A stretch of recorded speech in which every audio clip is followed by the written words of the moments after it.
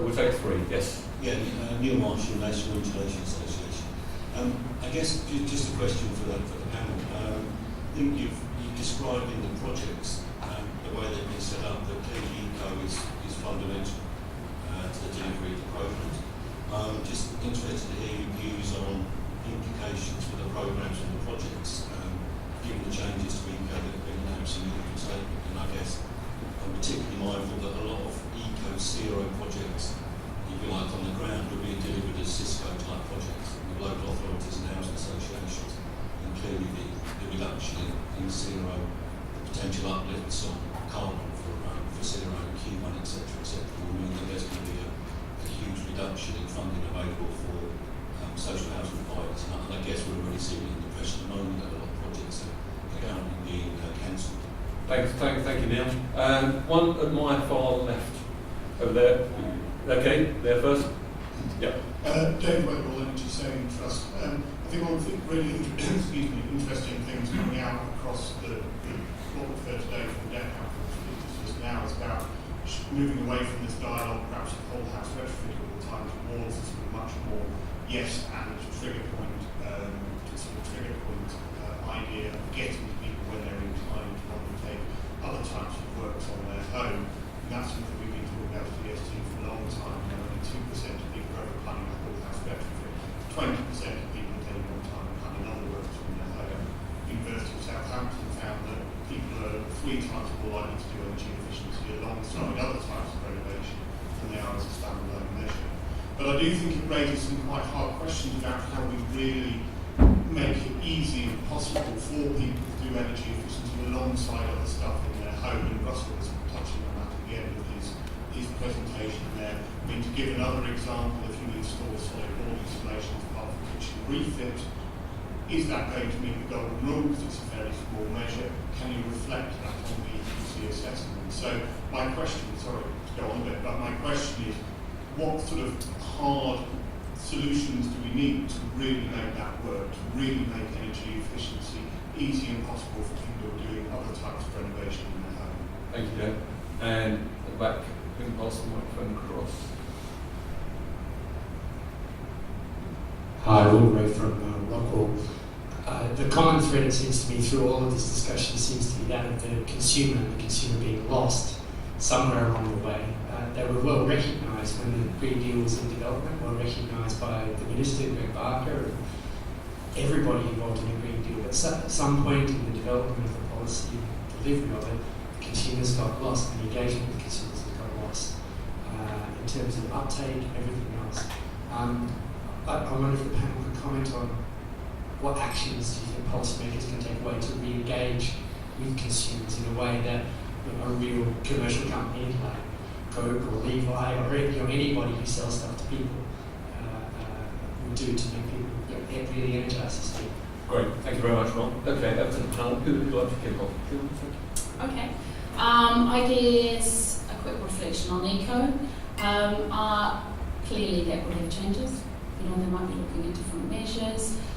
But for the local authority scheme, certainly eco is only a part of the story. It's been part of the early delivery story, but they're also looking at Green Deal finance, they're also looking at RHI, they're also looking at Haringey, very much able to pay customers. So I think that the answer is it's only part of the story.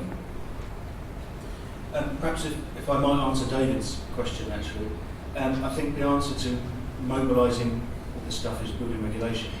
It'd be nice to grab Eric by his pickles and actually get something genuinely going in consequential improvements. Why the hell are 85% of the respondents to the consultation ignored? When genuinely it's something that can get the market moving. Look at the regulations and how they're written themselves, they don't help whole house retrofit.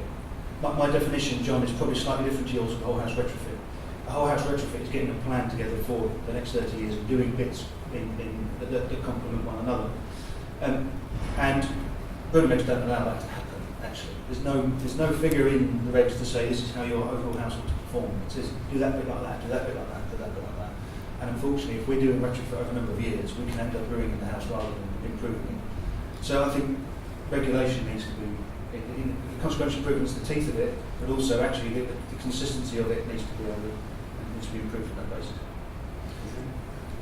Yeah, on the 3 points on eco, please don't just do the easy stuff first. The difficult stuff takes longer, which by logic means that you have to start doing it earlier. So the single owner-occupied homes out in the countryside, I know they may not be the big numbers, but please don't leave them because they will have to be done as well in the end. So something to make sure that, and I know there's a rural safeguarding option, but I think it hasn't really kicked in yet. On the whole house issue, some people do whole house because they have the ability, other people do room by room. So again, every home is different. There isn't a single silver bullet there. And I totally agree with Russell. I think the question is, I think as one of my colleagues once said, it's the stick, the carrot and the tambourine. So you need to have consequential improvements would probably be the single most important thing that can be done. But also the incentives that you've been talking about. And I mean, I think the idea of case study examples in every area, which covers a very wide range, we found that very useful in local marketing, so people can actually see this is what's done in a house that looks like mine. There's windows that look like our windows can be done as well. And in addition to that, I think to build in sustainable energy elements to every building trade course and to offer free CPD to existing building companies so they don't get left out of that. So that's the other part.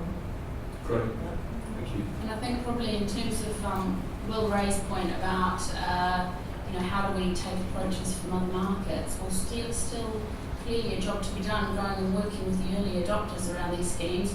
Still clearly a job to be done in terms of over-investing and bringing that service together, packaging it up, packaging up how the finance works. So I think there's still an investment to be made in getting that early market to work and then taking those experiences and promoting those to others. Yeah, I'd probably add to that. I mean, from Will's perspective, he's absolutely right. But selling this to people in the right way. Touching on my point, I guess, earlier on, the synagogue selling to their community, their constituency, if you like.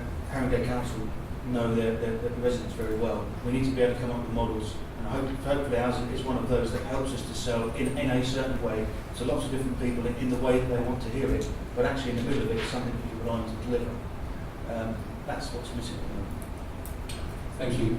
I've got time just to squeeze in perhaps one more question if anybody's itching to ask a question. What's any hand diving out? Everybody's just for there's one here from Sally. Get the final word before coffee. Thank you. Seem to have made this all very complicated. What strikes me is if we would engage consumers from whatever tenure in enough scale, then the market would respond in all of the different ways that all of those consumers need their responses. Can you think of the simplest way just to generate demand across the country? Your magic wand moment for creating demand. I'll give you each a shot at that. Russell, can I go first? I've got a couple of things really. One is, can we have a comfort index in homes? Can we get chartered surveyors to start measuring comfort when we sell houses? That would be lovely. Because I can assure you, we're doing some work with John Lewis at the moment, and the John Lewis customer, that's what they worry about. Is my house going to be nice and comfortable when I'm finished? And my wife, we have a thermostat battle every night. She's worried about being comfortable. I've forgotten the second one. Mr. Opportunity. True. At the risk of being boring about it, I think not just celebrities, but also all senior civil servants and ministers should be doing green retrofits of their homes and tell us exactly how they do it. I think there is something about helping people understand energy still in their homes. Even if it's some of the simple systems that you can have, that engaging people around, controlling the heating by your iPhone, I genuinely think that will start to help people understand and then build off that to say, what could you do to bring it down?